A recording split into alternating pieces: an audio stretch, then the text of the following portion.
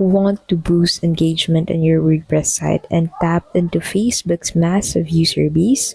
In this video, I'll show you how to add Facebook comments to your WordPress website. So to get started, go ahead and open WordPress into your preferred browser, sign into your account, and then go ahead and head over into the plugins tab by clicking on that plugins button at the left side of your screen. Facebook comments are great for reducing spam, increasing visibility, and making it easier for users to engage using their existing accounts.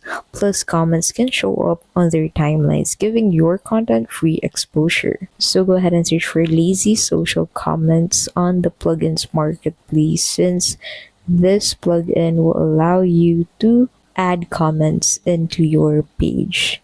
So click on that upgrade and activate button at the right side of your screen to install this as a plugin. Next, you will need a Facebook app ID. So head over to developers.facebook.com and create a new app and copy your app ID. Paste it into the plugin settings back in WordPress. Now choose where you want Facebook comments to appear, on posts, pages, or both, and you can also customize the width, number of comments shown, and even the color scheme to match your site. Visit one of your posts and leave a task comments, and you'll be able to moderate comments through your Facebook app dashboard. Make sure everything looks good on desktop and mobile, and that's it. You've successfully added Facebook comments to your WordPress site. If this video was helpful, please don't forget to give this video a like and subscribe for more videos like this.